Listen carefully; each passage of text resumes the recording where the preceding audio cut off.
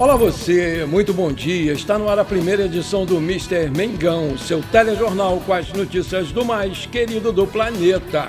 Flamengo atualiza casos médicos de Pedro, Danilo Ortiz, Saúl e De La Cruz.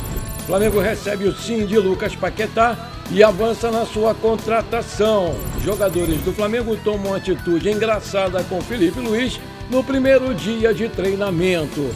Almada e Arias no Flamengo. Clube quebra o silêncio e decisão surpreende a nação. Essas e outras você confere agora. Fica comigo até o final, porque aqui tem muito mais Flamengo pra você. O elenco profissional do Flamengo se reapresentou nesta segunda-feira no Ninho do Urubu e deu início à sua pré-temporada de 2026.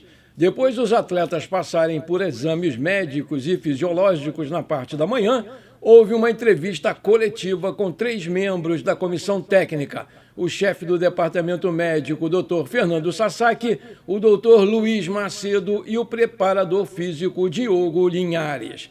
O trio explicou a programação dos jogadores e atualizou sobre os recentes casos médicos do clube. O chefe do departamento médico do Flamengo, Dr. Fernando Sasaki, primeiro ele falou sobre o De La Cruz.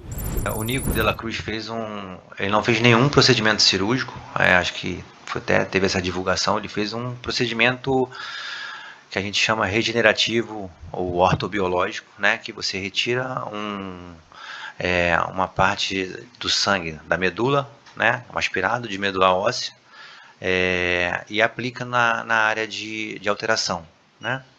Ele fez esse procedimento nas férias, sob a nossa permissão. A gente conversou com a equipe do Uruguai, fez esse procedimento. No mesmo dia ele voltou para casa e já iniciou o tratamento muscular, que envolve o fortalecimento e trabalho de mobilidade. A gente está aguardando agora o término das nossas avaliações para ver o quanto a gente precisa controlar, o quanto a gente vai programar de trabalhos específicos para que ele possa performar como ele performou no final do ano. O De La Cruz sofreu uma lesão no jogo contra o Botafogo. Foi 18 de maio. Eles é bom de data. E a gente tratou essa lesão dele, né? Ele conseguiu retornar. O começo realmente foi difícil. Tivemos algumas respostas durante a temporada ruim do joelho dele, mas depois foi normalizando, foi encontrando um equilíbrio e terminou assim. Então, esse procedimento visa melhorar a saúde local, né? Num momento até que já estava estabilizado. Então eu acredito muito que a gente vai conseguir melhorar essa minutagem para o ano de 2026. Depois ele falou sobre o Danilo. Desde esse dia da lesão, ele vinha apresentando dores no joelho e sendo tratado constantemente pelo departamento médico, né, a fisioterapia, e suportando a dor. Acho que isso aí é algo que tem que valorizar muito o esforço que o Danilo fez. Acho que é difícil, assim, não sei se alguns atletas aguentariam o que ele aguentou. Muita gente não sabe, né? Não está no dia a dia, não está no dia a dia aqui do clube, e realmente a gente viu o tamanho do esforço que ele fez. Ele manteve dor de outubro até a final do Mundial, né? Ele chegou na Libertadores com dor, na final com dor, e acabou sendo recompensado com o gol do título. Mantive contato com ele nas férias, né? Falei: Danilo, agora você vai conseguir descansar, vai conseguir repousar. A lesão dele permite um tratamento conservador,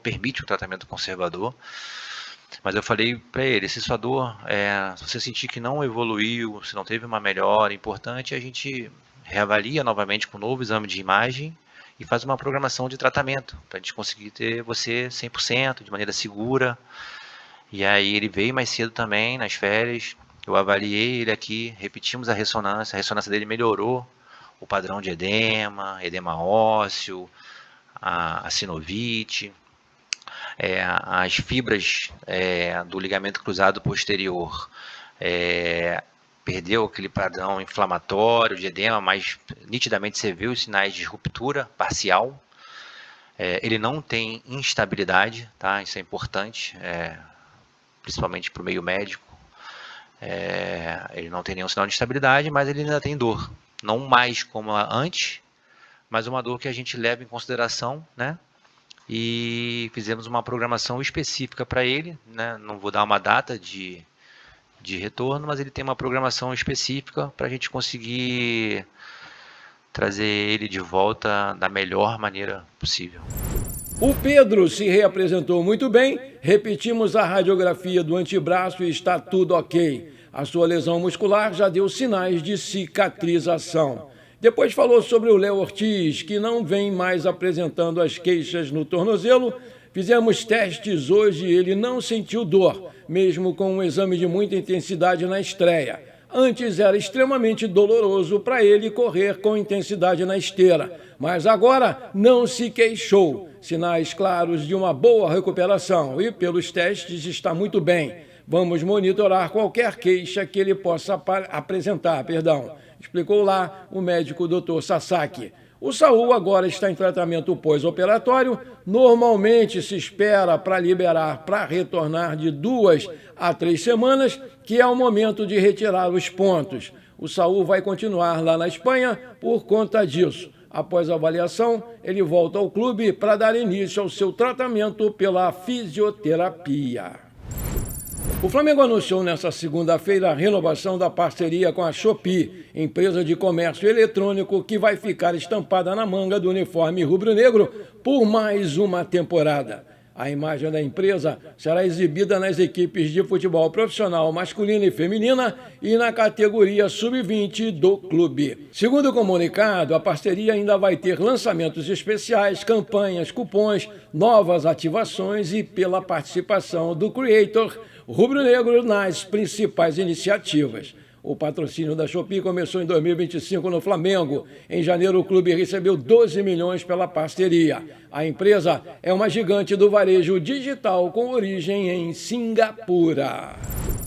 Uma das tradições dentro do futebol brasileiro é fazer um corredor polonês para novos integrantes e assim os veteranos do Flamengo deram nessa segunda-feira as carinhosas boas-vindas ao zagueiro Vitão, mas o castigo também sobrou para o técnico Felipe Luiz, que teve o seu contrato renovado recentemente.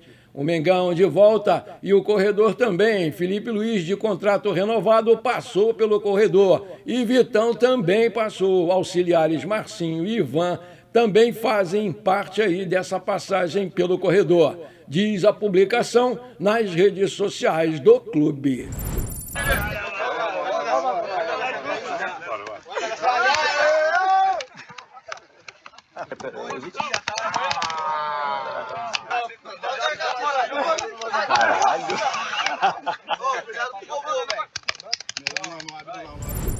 A negociação entre dois times europeus pode dar dinheiro ao Flamengo, né? Isso porque o volante João Gomes, cria do Ninho do Urubu, está prestes a deixar o Wolverhampton da Inglaterra para jogar no Napoli da Itália. O João Gomes já deu o seu ok ao Napoli para a transferência acontecer em junho, no final da temporada europeia. Contudo, o clube inglês quer receber altas cifras pelo jogador, cujo contrato se encerra apenas em 2030. A informação é do jornalista italiano Gianluca Di Marzio, que não mencionou os valores. Apesar desses valores não terem sido divulgados, o volante revelado pelo Mengão é avaliado em 40 milhões de euros, 250,7 milhões de reais na cotação atual. Segundo o Transfer Market, o meio de campo está no time britânico desde 2023. Vale lembrar que o Flamengo ainda detém 10% dos direitos econômicos do João Gomes e, caso ele seja vendido por 40 milhões, vai embolsar 4 milhões de euros. Vale lembrar que o Flamengo ainda detém aí 10% dos direitos econômicos do João Gomes. E se ele for vendido por 40 milhões, o Flamengo vai ganhar 4 milhões de euros, além da cláusula da FIFA, né, de formação do jogador. O Flamengo acertou a sua segunda contratação para a temporada 2026, que é a do goleiro Andriy, que chega ao Rio de Janeiro nesta terça-feira para fazer os exames médicos e assinar um contrato com o clube de 4 anos. O mais querido vai pagar 1,5 milhão de euros, 9,4 milhões de reais, para ter aí a liberação imediata do jogador. O Gil Vicente de Portugal ainda vai ter direito a 10% de uma possível venda futura. Essa foi a última etapa da negociação. Já acordado com o jogador, o Flamengo cedeu ao pedido do Gil Vicente para ter aí o Andriy ainda em janeiro. O clube português havia pedido um valor para a liberação imediata ou um jogador do Flamengo como contrapartida. Inicialmente, o Flamengo não topou essa condição, mas resolveu mesmo assim fechar o acordo. A chegada de Andriy vai servir para repor a saída do Matheus Cunha, goleiro reserva que foi para o Cruzeiro. A diretoria buscava uma sombra para o Rossi desde que foi notificado sobre o pré-contrato do jogador com o clube mineiro, o Matheus Cunha, há 6 meses. A negociação com o Flamengo não foi das mais demoradas, mas a volta do Andriy ao futebol brasileiro foi uma grande novela. Isso porque o jogador, cria do Botafogo, teve negociações avançadas com o clube alvinegro antes de decidir ir para o Flamengo. No enredo, houve bronca da diretoria do Botafogo, disputa entre empresários e uma grande reviravolta. Seja muito bem-vindo, Andriy. Maravilha, se você está curtindo esse programa, então não esquece, manda brasa agora no like para fortalecer o nosso canal. Se você ainda não é inscrito, bora lá, me dá esse prazer, me dá essa alegria. Aperta o botão inscrever-se, aperta o sininho ali, dá uma hypada no vídeo e pronto, valeu, muito obrigado. O Flamengo acertou os termos com o Lucas Paquetá, de 28 anos, e recebeu um sim do jogador para a sua volta ao Ninho do Urubu. O clube agora precisa chegar a um acordo com o West Ham da Inglaterra. É uma vontade do Paquetá que o negócio se concretize. Ele pediu para ser deixado de fora da partida contra o QPR pela FA Cup. A informação foi dada inicialmente pelo jornal inglês The Guardian. O GE apurou que, apesar do avanço inicial com o jogador, a diretoria rubro-negra tem cautela por considerar a transação cara e projetar que o West Ham não vai liberar o jogador facilmente.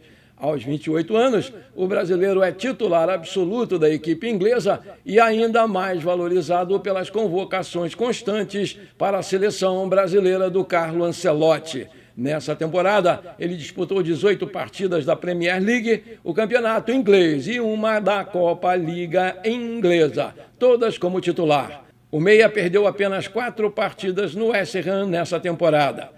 Além da importância técnica para a equipe de Londres, o Paquetá tem mercado na Europa. Nos últimos tempos, o jogador recebeu propostas do Manchester City e do Aston Villa, ambos da elite do futebol da Inglaterra. O meia, no entanto, já manifestou publicamente a sua vontade de voltar para o Flamengo.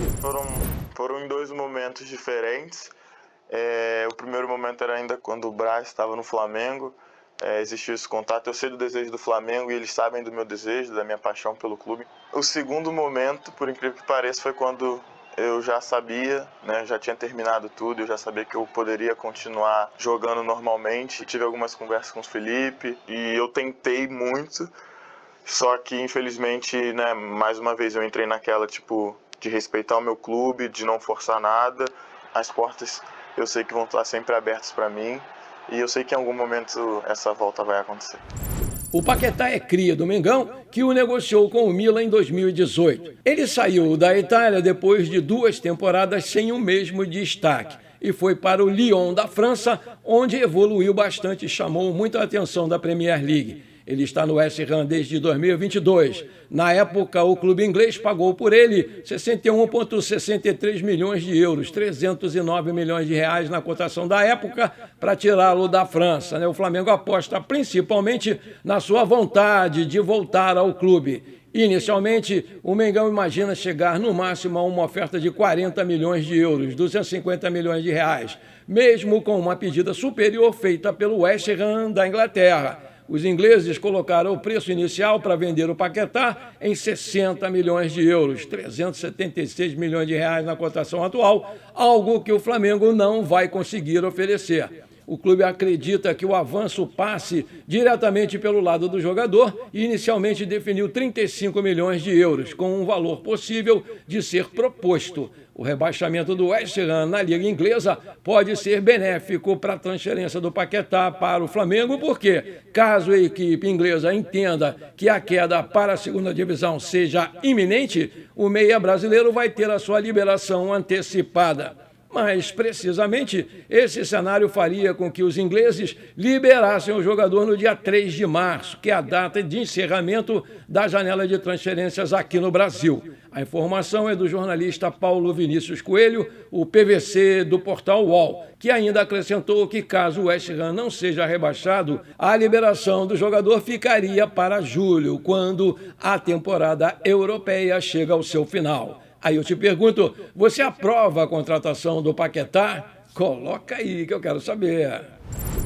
Almada e John Arias no Flamengo. O Flamengo decidiu colocar um freio nos rumores que ganharam força nos últimos dias. Segundo informações do jornalista André Hernan, da ESPN Brasil, não existe, nesse momento, nenhuma proposta ou negociação em andamento pelos dois nomes que agitaram as redes sociais, o Arias e o Almada. Apesar da empolgação de parte da torcida, a realidade nos bastidores é bem diferente. A diretoria rubro-negra afirma que não fez nenhum contato oficial, não apresentou valores e sequer abriu conversas com os clubes dos jogadores citados recentemente como possíveis reforços do Mengão. No caso do John Arias, a avaliação interna é positiva, mas não passou disso. Não houve sondagem, proposta ou qualquer movimento concreto junto ao staff do jogador, ao seu clube atual também.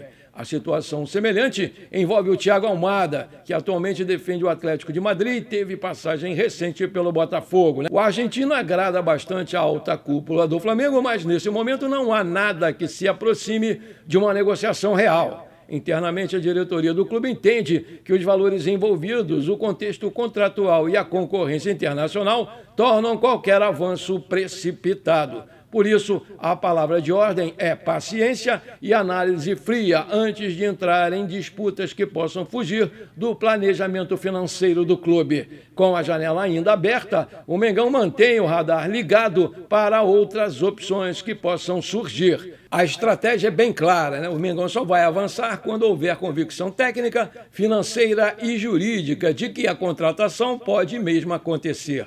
Por ora, Arias e Almada ficam somente no campo da admiração. O Flamengo observa, estuda cenários e aguarda o momento certo para agir, sem pressa e sem alimentar expectativas irreais no torcedor rubro-negro. Disse lá o José Boto.